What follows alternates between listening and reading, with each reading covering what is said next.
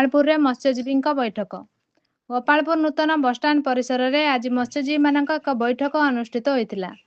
ଆଜିପଳିଠାରେ ଥିବା ମତ୍ସ୍ୟ ଅବତରଣ କେନ୍ଦ୍ର ରହିଛି। ଏହି କେନ୍ଦ୍ରରେ ମାର୍କଣ୍ଡି ଠାରୁ ପ୍ରୟାଗ ପର୍ଯ୍ୟନ୍ତ ମତ୍ସ୍ୟଜୀବୀମାନେ ମାଛ ମାରି ଜୀବିକା ନିର୍ବାହ କରନ୍ତି। ସେଠାକୁ ପ୍ରାୟ 26ଟି ଗ୍ରାମର ମତ୍ସ୍ୟଜୀବୀମାନେ ମାଛ ମାରି କେନ୍ଦ୍ରକୁ ଆଣନ୍ତି। ପୂର୍ବରୁ ନିଜ ନିଜ ଗ୍ରାମର ଦଲାରୀମାନେ କମିଶନ ନେବାର ପ୍ରଥା ରହିଥିଲା। କିନ୍ତୁ କିଛି ମାସ ହେଲା ବଡ଼ ଆଜିପଲ୍ଲୀ ଗ୍ରାମର ଲୋକେ ସବୁ ଗ୍ରାମର ଦଲାରୀ କମିଶନ ନିଜେ ନେବା ପାଇଁ ଜିଦି କରୁଛନ୍ତି। ଯଦି ନଦେଲେ ଏଠାରେ ଅବତରଣ କରିପାରିବ ନାହିଁ ବୋଲି ଧମକ ଦେଉଛନ୍ତି। ଏନେଇ ଅନ୍ୟ ଗ୍ରାମର ମତ୍ସ୍ୟଜୀବୀମାନେ ଏହାକୁ ବିରୋଧ କରି ଦଲାରୀମାନଙ୍କ ଟେଣ୍ଡର ପ୍ରକ୍ରିୟା କରି ଯେଉଁ ଯେଉଁ ଅଞ୍ଚଳର ମାଛମରା ଡଙ୍ଗାର କମିଶନ ଆଦାୟ କରି ସେହି ଟଙ୍କା ବିଭିନ୍ନ ଉନ୍ନତମୂଳକ କାର୍ଯ୍ୟ କରିବାକୁ ପ୍ରସ୍ତାବ ଦେଇଥିଲେ। କିନ୍ତୁ ବଡ଼ ଆଜିପଲ୍ଲୀର ଦଲାରୀମାନେ ଏହାକୁ ଅବମାନନା କରି ଜବରଦସ୍ତ କମିଶନ ଆଦାୟ କରୁଛନ୍ତି। ଏହାକୁ ଯେଉଁ ମତ୍ସ୍ୟଜୀବୀମାନେ ଅବମାନନା କରନ୍ତି, ସେହି ଅବତରଣ କେନ୍ଦ୍ର ରହୁଥିବା ଡଙ୍ଗାର ଇଞ୍ଜିନ, ଜାଲ, କାତ, ଡିଜେଲ ଆଦି ଚୋରି କରି ନେଇଥାନ୍ତି।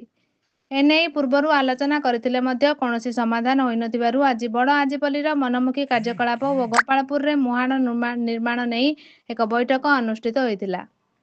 ଏଥିରେ 15ରୁ ଊର୍ଦ୍ଧ୍ୱ ଗ୍ରାମର ସଭାପତି, ସମ୍ପାଦକ, କୋଷାଧ୍ୟକ୍ଷ ଓ ଭଦ୍ରଲୋକ 100ରୁ ଊର୍ଦ୍ଧ୍ୱ ଯୋଗ ଦେଇଥିଲେ। ବୈଠକରେ ଆଲୋଚନା ପରେ ଜିଲ୍ଲାପାଳ, ମତ୍ସ୍ୟ ବିଭାଗ ମନ୍ତ୍ରୀ ଓ ମତ୍ସ୍ୟ ବିଭାଗର ଉଚ୍ଚ ପଦାଧିକାରୀମାନଙ୍କୁ ଏହାର ସ୍ଥାୟୀ ସମାଧାନ କରିବା ଲିଖିତ ଅଭିଯୋଗ କରିବେ ବୋଲି କହିଛନ୍ତି। ଏନେଇ ମାର୍କଣ୍ଡିର ବି ରୁଦ୍ରୟା ବଡ଼ ଆଜିପଲ୍ଲୀର ମନମୁଖୀ କାର୍ଯ୍ୟକଳାପକୁ ନିନ୍ଦା କରିବା ସହ ଗୋପାଳପୁର ଓ ଏହାର ଆଖପାଖ ଅଞ୍ଚଳର 10ଟି ଗ୍ରାମର ପ୍ରାୟ 30,000 ମତ୍ସ୍ୟଜୀବୀମାନେ ରହୁଥିବାରୁ ଗୋପାଳପୁରରେ ମୁହାଣ ତୁରନ୍ତ ନିର୍ମାଣ ହେଲେ ସ୍ଥାନୀୟ ଅଞ୍ଚଳର ମତ୍ସ୍ୟଜୀବୀମାନେ ରାଜ୍ୟ ବାହାରକୁ ଦାଦନ ଖଟିବାକୁ ନ ଯାଇ ଏହି ଅଞ୍ଚଳରେ ମାଛ ମାରି ଜୀବିକା ନିର୍ବାହ କରି ପରିବାର ପ୍ରତିପୋଷଣ କରିପାରିବେ ବୋଲି କହିଛନ୍ତି।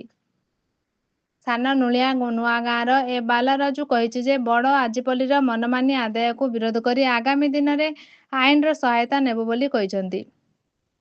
ରେଉକେତୁର ଗ୍ରାମର ଡବ୍ଲ୍ୟୁ କ୍ରିଷ୍ଣା ରାଓ କହିଛନ୍ତି, ଗଞ୍ଜାମ ଜିଲ୍ଲାର ସମସ୍ତ ମତ୍ସ୍ୟଜୀବୀମାନେ ଆଜିପଲ୍ଲୀଠାରେ ଅବତରଣ କରି ମାଛ ବିକ୍ରି କରନ୍ତି।